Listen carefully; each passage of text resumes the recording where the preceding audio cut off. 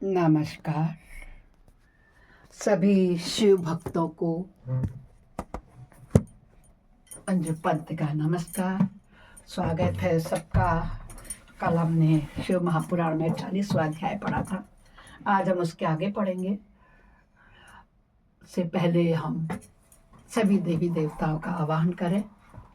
बोलो श्री गणपति महाराज की जय हुई, जय जय गणेश की, जय जय गणेश की। गजाननं भूतगणादिसेवितं कल्पितजम्बुफलचारुभक्षणं उमासुतं शोकविनाशकारकं नमामि विघ्नेश्वरपादपङ्कजं नीलाम्बुजश्यामलकोमलाङ्गं सीतासमारोपितवां भागं पाणौ महासायकचारुचापं नमामि रामं रघुवंशनाथं कर्पूरगौरं करुणावतारं संसारसारं भुजगेन्द्रहारं सदा वसन्तं हृदयारविन्दे भवं भवानी सहितं नमामि। त्वमेव माता च पिता त्वमेव बन्धुश्च सखा त्वमेव बन्धुश्च सखा त्वमेव विद्या द्रविणं तमेव सर्वं मम देवदेव। गुरुर्ब्रह्मा गुरुर्विष्णु गुरुर्देवो महेश्वर, गुरु साक्षात् परब्रह्म तस्मै श्री गुरुवे नमः। आनंदी आनंद कर सब संकट दूर, जो सेवक शरण पड़े सदा रहे भरपूर। तुम दाता हम मांगता, दिया तुम्हारी खाए, तुम्हें सीताता जगमाता छोड़ तुम्हें किस दर जाए। सदा भवानी दायिनी सिद्धि करे गणेश, पंचदेव रक्षा करे ब्रह्मा विष्णु महेश।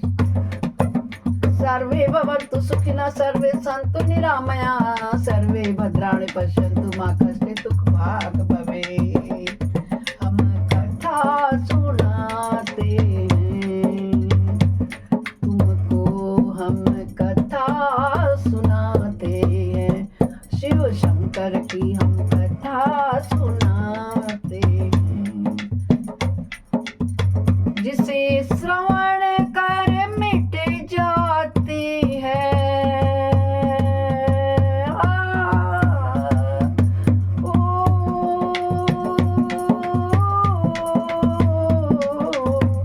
जिसे श्रवण कर मिट जाती है, जन्म जन्म की व्यथा वही है शिव शंकर की कथा। यही है भोले बाबा की कथा, वही शिव शंकर की कथा, यही है भोले बाबा की कथा। ओम नमः शिवाय, ओम नमः शिवाय, ओम नमः शिवाय, ओम नमः शिवाय, ओम नमः शिवाय, ओम नमः शिवाय, ओम नमः शिवाय।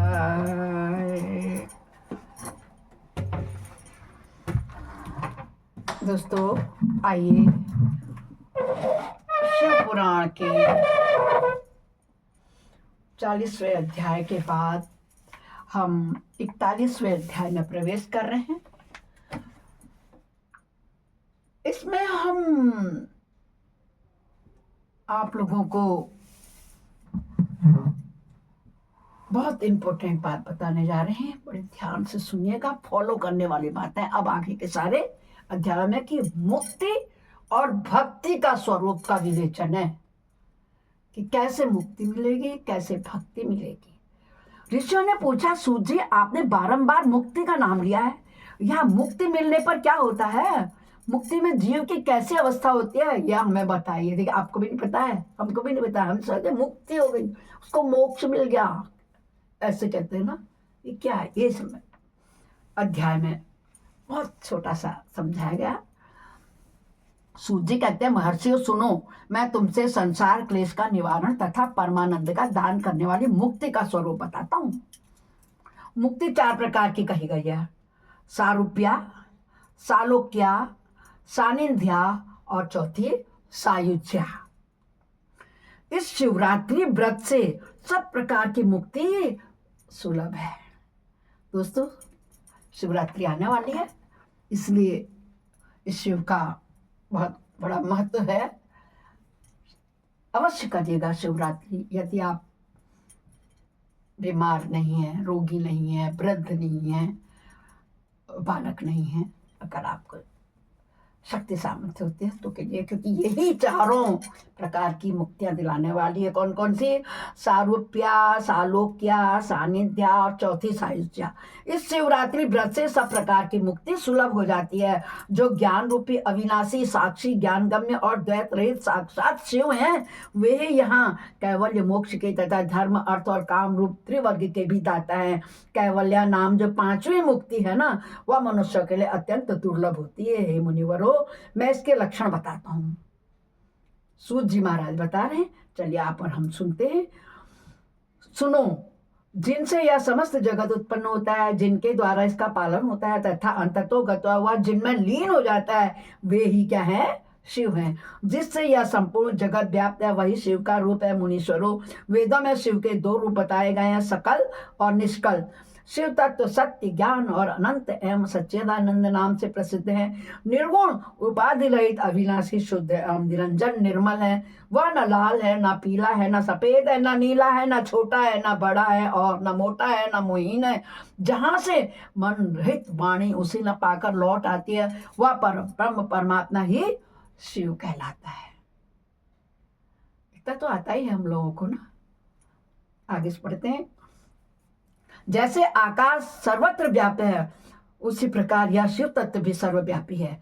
यह माया से परे, संपूर्ण द्वंद्वों से रहित तथा मत्सरता शून्य परमात्मा है। यहाँ शिव ज्ञान का उदय होने से निश्चय ही उसकी प्राप्ति होती है। अथवा द्विजो, द्विजो माने ब्राह्मणों, सूक्ष्म बुद्धि के द्वारा शिव का ही भजन ध्यान करने से सत्पुरुषों को शिव पद की प्राप्ति होती है। बोलो शंकर भगवान की जय हो। संसार में ज्ञान की प्राप्ति तो अत्यंत कठिन है, परंतु भगवान का भजन अत्यंत सुकर माना गया है। सुकर माने सुख, ठीक है। इसलिए संत शिरोमणि पुरुष मुक्ति के लिए भी शिव का भजन ही करते हैं। ज्ञान स्वरूप मोक्षदाता परमात्मा शिव भजन के ही अधीन है। भक्ति से ही बहुत से पुरुष सिद्धि लाभ करके प्रसन्नता पूर्वक परम मोक्ष पा गए हैं।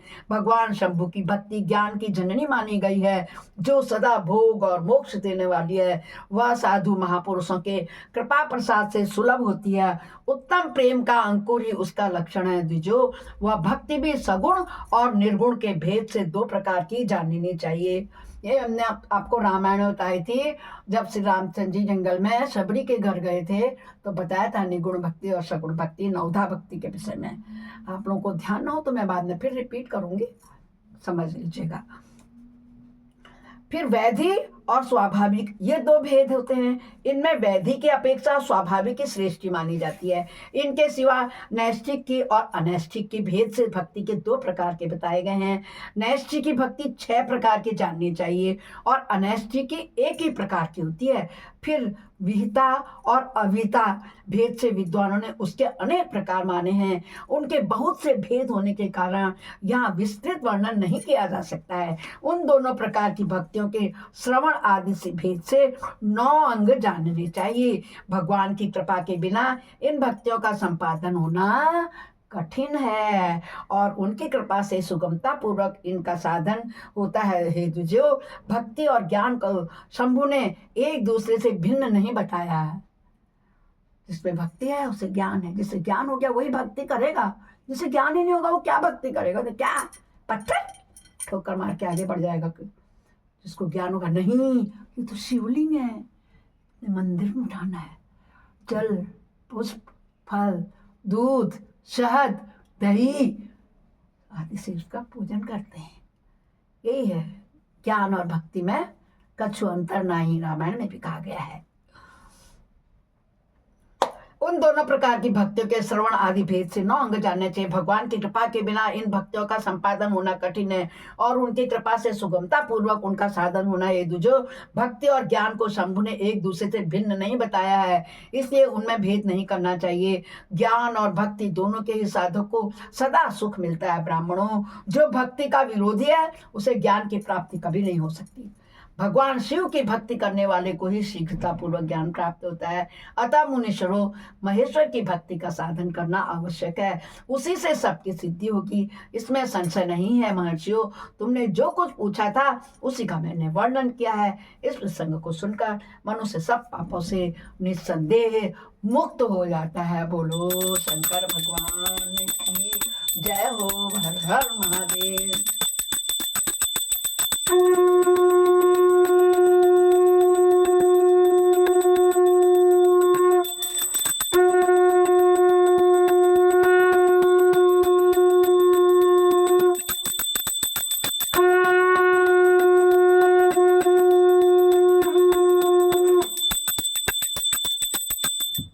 अपराध सहस्राणि क्रियन्ते अनिशम्य दासोऽयमिति मम त्वां क्षम्यस्व परमेश्वर। मंत्रहीनं क्रियाहीनं भक्तिहीनं सुरेश्वर। यत् पूजितं मया देव परिपूर्णं तदस्तु मे। हे शंकर भगवान, हमारे समस्त पापों का नाश करना, हमें सद्बुद्धि देना, ज्ञान देना, भक्ति देना।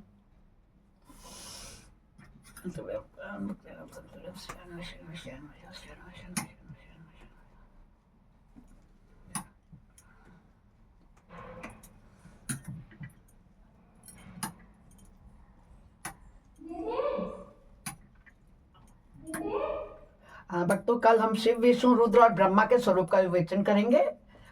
नमस्कार। हाँ जी।